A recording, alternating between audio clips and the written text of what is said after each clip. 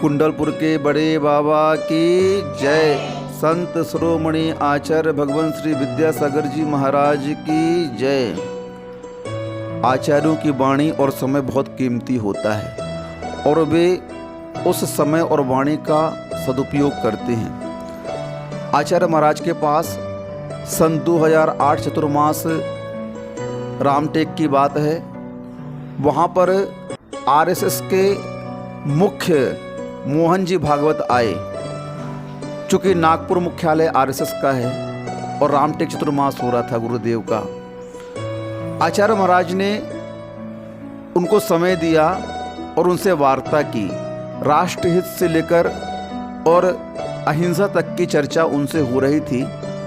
अचानक आचार्य महाराज ने उनसे पूछ लिया कि आप लोग की ड्रेस कोड क्या है। तो उन्होंने बताया कि हाफ पैंट, शर्ट और टोपी, बेल्ट और जूता। तो गुरुदेव ने बोला, आप बेल्ट और जूता किसका पहनते हैं? बोले लेदर का पहनते हैं।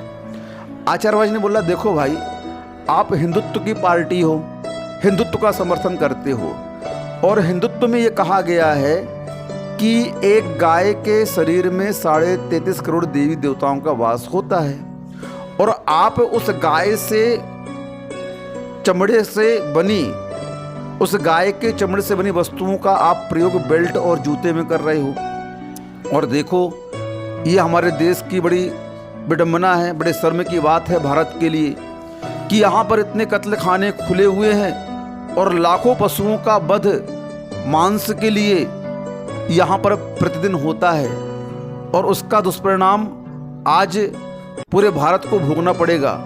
क्योंकि भारत में गाय वंश कम हो जाएगा, गौ वंश कम हो जाएगा, फिर दूध कहाँ से आएगा, घी कहाँ से आएगा। अभी वर्तमान में ये पोजीशन है कि पूरी भारत की जनता का मात्र 60% दूध का उत्पादन हो रहा है। कितने परसेंट? 60% दूध का उत्पादन है, 40% नकली दूध आ रहा है। फिर आगे क्या होगा? तो भागवत जी बोलते हैं, गुरुदेव इसका उपाय क्या है? बोले इसका उपाय आप मानो तभी है, नहीं तो कुछ उपाय नहीं है। बोले बताएं तो आप। बोले आपको अपने इस आरएसएस की शाखा में जो ड्रेस है उसमें से आपको चमड़े की बेल्ट और जूता हटाना चाहिए। क्या करना चाहिए? और उसकी जगह कपड़े के जूते और बेल्ट को रखना चाहिए।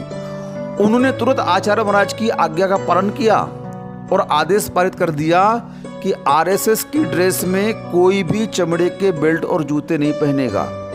अगर यही बात गुरुदेव की पूरी भारत की जनता मान ले तो भारत से कत्ल खाने बंद होने में देर नहीं लगेगी।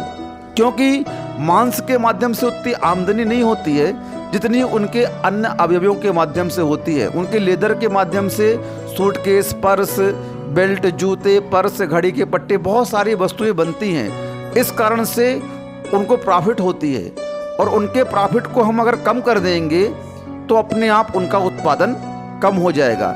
इसलिए पूरे भारतवर्ष की जनता को, चाहे जैन हो चाहे अजैन हो, चमड़े से बनी वस्तुओं का उपयोग नहीं करना चाहिए।